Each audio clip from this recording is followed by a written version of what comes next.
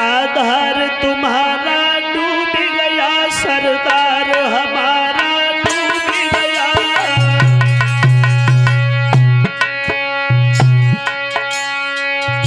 जवाब दिया है मैया, भगवान काली दह में चले गए।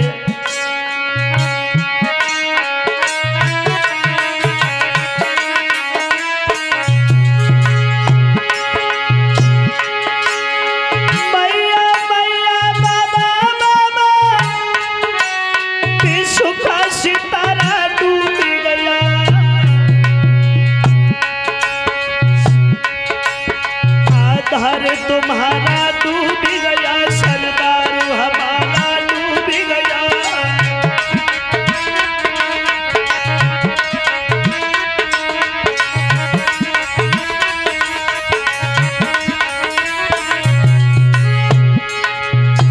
ये सुनने के बाद में बुरा हाल हो गया वृंदावन वासियों का।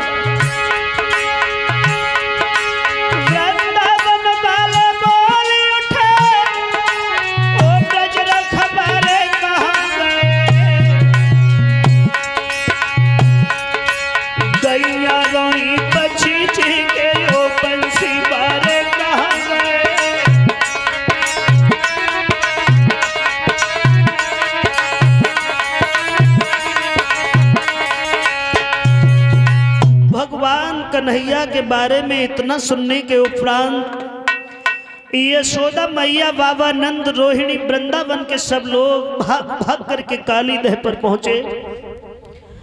यशोदा मैया ने भगवान को जब काली दह पे नहीं देखा है तो मां यशोदा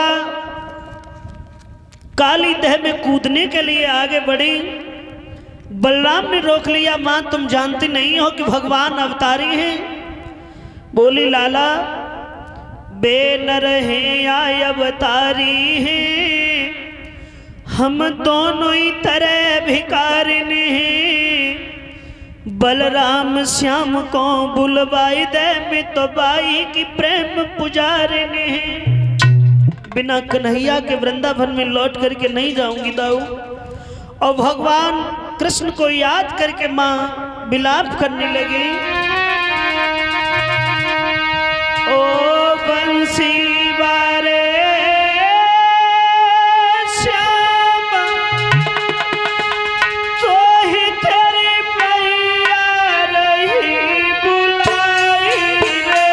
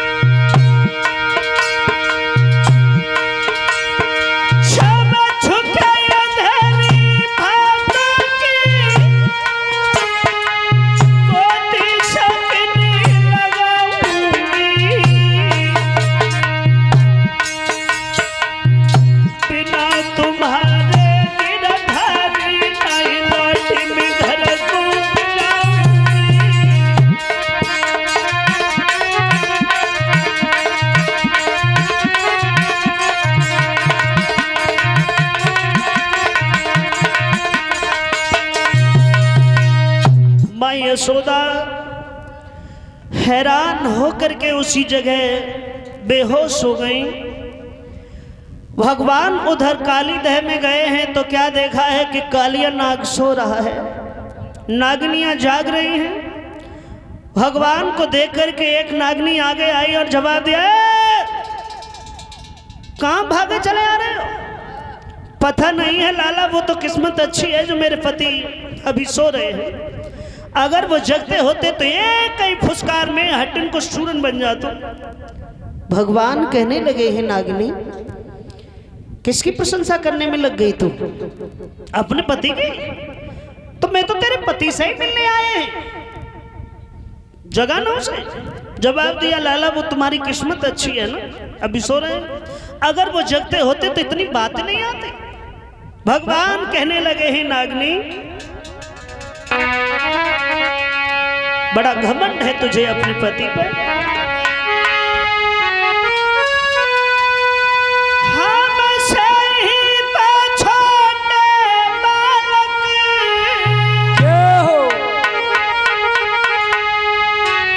दुष्टों का घमंड घटाएंगे, हम यद बंसी बंसी वाले अब बंसी यदों बजाएंगे।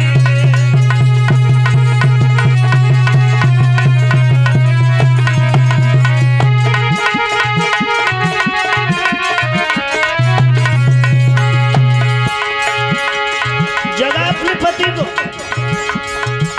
जगा ना।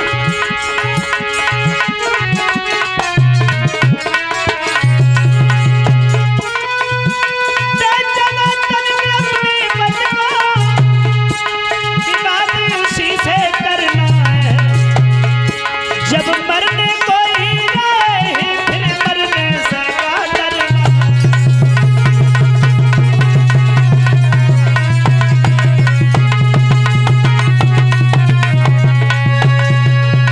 जो ये बात कही तो भगवान कहने लगे हैं नागिनी, नहीं जगाएगी तो? अगर तू नहीं जगाएगी तो फिर मैं जगाना भी जानते हैं।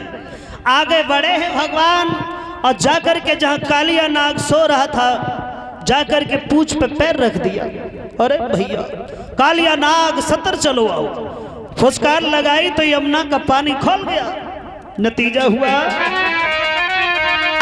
आगे बढ़ी हरि नाग की पूंछ को दबाई।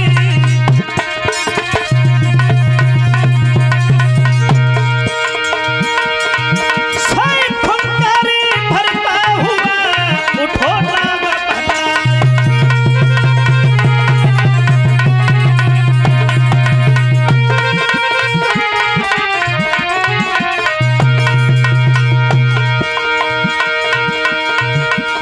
भगवान ने जैसे ही पैर रखा कालिया नाग सतर चलो अब। आगे बढ़ करके भगवान कन्हैया के शरीर से लिपट गया और कालिया नाग जैसे ही लिपटा है भगवान सोचने लगे ऐसा लगता है कि हम तो गिर गए इसके स्वतंजा में। नतीजा यह हुआ भगवान ने अपने शरीर को इतना गर्म कर दिया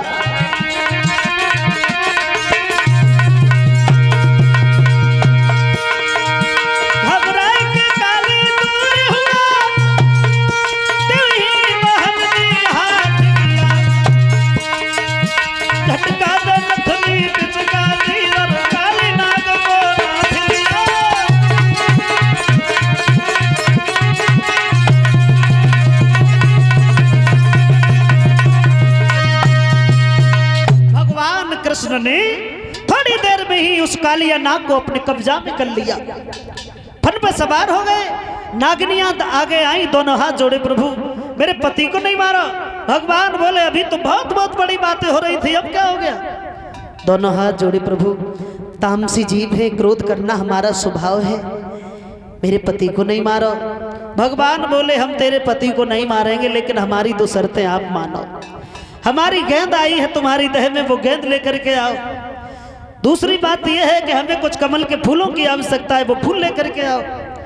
एक नागिनी भागी भी, वो गेंद उठा करके लाई, दूसरी फूल लेकर के आई, भगवान को दिए हैं। भगवान अब तो चले जाइए। भगवान बोले हम नहीं, जाओगे तो यहाँ से तुम कहाँ चले जाएं? कालिया नाग कहने लगा है तो भगवान कहने लगे तुम रमणक द्वीप पे चले जाओ, जो नागों के रहने का समुद्र में स्थान था। तो जवाब दिया वहां गए तो हमें गरुड़ खा जाएंगे। जवाब दिया मेरे पद चिन्ह तुम्हारे फन पे बन गए हैं, अब गरुड़ तुमसे कुछ नहीं कहेंगे। ये गरुड़ कौन थे और कालिया नाग कौन था? ये दोनों कोई गैर नहीं थे, ये महात्मा कश्यप ऋषि के पुत्र थे। उनके घर में दो पत्नियां थी, कद्रू और विनता। कद्रू से कालिया नाग पैदा हुआ और बिनिता से गरुड़ पैदा हुए। भाई होने के बाद में फिर दोनों में इतना द्वेष भाव कैसे बन गया, जो एक दूसरे के जानी दुश्मन बन गए। एक बार ऐसा हुआ, कद्रू और बिनिता में विषय छिड़ गया। सूर्य भगवान के अश्वों का रंग सफेद है, बड़े अच्छे लगते हैं, बिनिता ने कहा। तो कद्रू बोली, पागल कब तक रहोगी, बस काले रंग के ही इसलिए अच्छे लगते हैं। शर्त हो गई कि अगर वो उस काले रंग के निकले आए तो बिनिता बोली, मैं तेरी दासी बन जाऊंगी। कद्रू बोली, अगर सफेद रंग के निकले आए तो मैं तेरी दासी बन जाऊंगी। दोनों में बहस हो गई। शाम को कालिया नाग घर पे आया। कद्रू ने पूछा, लाला वो अश्वों का रंग कैसा है? तो जवाब दिया, मैया वो तो श्वेत रंग के हैं। तो कद्रू रोने लगी, जवाब दिया, अब तो हमें बिनिता की दासी बनना पड़ेगा। कालिया नाग कहने लगा, है माँ तुम चिंता मत करो, हम तुम्हें दासी बनने नहीं देंगे। उसी समय रात्र में चला गया, काले काले सर्पों को लेकर के सूर्य भगवान के घोड़ों से चिपट गया और दूर से देखा तो वो घोड़ा सफेद नहीं बल्कि काले ही नजर में आए। और तभी से बिनिता कद्रू की दासी बन करके रहने लगी। यही बात एक दिन गरुड़ ने पूछ ली, माँ तुम इनकी दासी काहे को बनी गई? तो जवाब दिया, लाला इन नागों की वजह से हमें इनकी दासी बनना पड़ा है। सारी कहानी समझाई तो गरुड़ को क्रोध आ गया। जवाब दिया, मैया अगर दुनिया में कोई शत्रु है, कोई दुश्मन है तो वो नाग है हमारे, और मैं नागों को जिंदा नहीं छोड़ेंगे। अब तो नागों को मारने लगे, और नागों को जब मारने लगे हैं तो ब्रह्मा जी देखने लगे। जवाब दिया है, भाई गरुड़ तो जीवों की हत्या कर रहे हैं। तो जवाब दिया, गरुड़ महीना की प्रत्येक अमावस वाले दिन एक सर्प तुम्हारे पास में आएगा, फिर आपकी मर्जी है उसे मारना या फिर छोड़ देना। गरुड़ तो मान गए। एक दिन कालिया नाग का नंबर आया तो ये समुद्र के मार्ग से काली दह पे जाकर के छिप गया। छिप इसलिए गया क्योंकि काली दह पे गरुड़ जाते नहीं थे और अपने परिवार के साथ में बड़े आनंद से रह रहा था। अब क्यों नहीं जाते थे गरुड़? सुखदेव जी समझाते हैं कि हे महाराज परीक्षित, गरुड़ इसलिए नहीं जाते थे, एक बार सौभर ऋषि तपस्या कर रहे थे वहां। गरुड़ को बहुत तेज भूख लगी, काली दह पे गए, यमुना से एक मछली निकाली और उसी जगह बैठ करके खाने लगे। तो महात्मा सौभर ऋषि ने मना किया है, देखो गरुड़ यहाँ पर हम भगवान का ध्यान कर रहे हैं, यहाँ पर जीवों की हत्या नहीं करो। लेकिन भूख के आवेश में गरुड़ नहीं माने, उस मछली को वहीं बैठ करके खा गए। तो श्राप दे दिया सौभर ऋषि ने, आज के बाद यहाँ पर आए तो वो दिन जिंदगी का आखिरी दिन होगा तुम्हारा। और उसी श्राप के कारण गरुड़ वहां जाते नहीं थे। कालिया नाग बड़े आनंद से वहां रहता था। भगवान कहने लगे हैं, अब तुम चले जाओ, गरुड़ तुमसे कुछ नहीं कहेंगे। और उसी समय कालिया नाग चलने लगा। भगवान बोले, ऐसे नहीं, पहले हमें बाहर तक छोड़ के आओ। फन पे सवार हो गए और चले। बाहर आए हैं तो क्या देखा है, सब लोग अचेत अवस्था में पड़े हैं। भगवान ने सोचा है कि अब इन्हें जगाया कैसे जाए। तो मुरलीधर ने हाथ में मुरली उठाई और बंसी बजाई।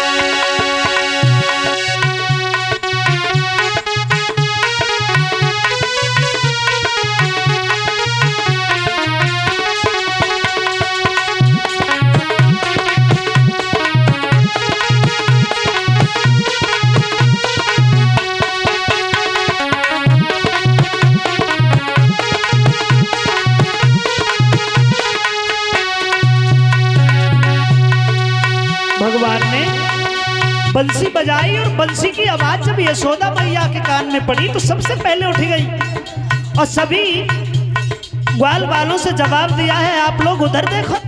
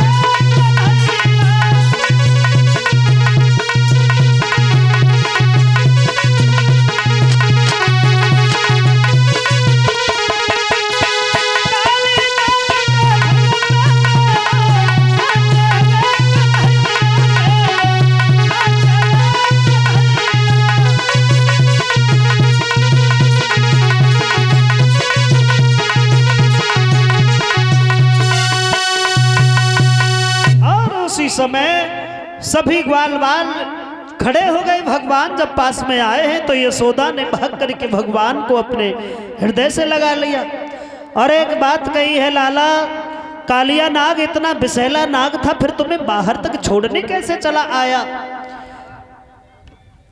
भगवान कुछ नहीं कह पाए। उससे पहले मनसुखा कान लगो, मैया बासका पूछ रही, हमसे पूछो ना। जब से कन्हैया अंदर गए थे अब ये लाठी पटकते, सावधान काली, सावधान काली। कालिया नाग ने सोची कंस के पहरेदार हैं, ताकि डर के मां छोड़ भी चलो आओ। जवाब दिया है मां, मनसुखा बिल्कुल सच कह रहा है। वो फूल ले जा करके नंद बाबा को दिए और गेंद मनसुखा को दी। कमल के फूल कंस के पास में जब पहुंच गए तो कंस और ज्यादा दुखी हो गया। वाह भाई वाह, काली दह से कमल के फूल भी ले आए। अब तो बड़ा दुखी होने के बाद में बकासुर नाम के राक्षस का आवाहन किया है उसने। जवाब दिया, भैया अब तेरे बिना दुनिया में कोई सहारा नहीं है, कोई दूसरा चारा नहीं है। मतलब यह है, बोला है कंस, अरे दुनिया में हो गए भैया दिन बदल गया, अब न कोई चारा है इस जीवन को, इन प्राणों को तेरा ही सिर्फ सहारा।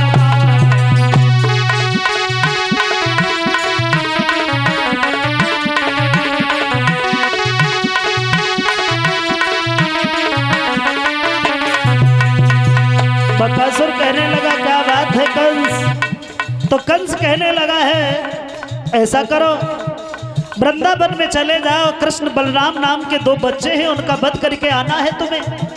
जवाब दिया है, बच्चों के लिए तुम हमें याद कर रहे हो? कैसी तृणाव्रत पूतना, ये सब कहां चले गए? बोले वो सब मारे गए। क्या मतलब? बोले हाँ।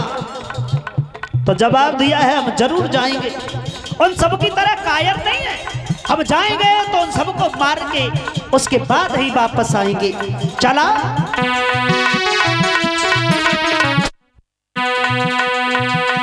जवाब दिया है, भैया हम जाएंगे और जाएंगे तो उन दोनों को खत्म करने के बाद ही लौटेंगे।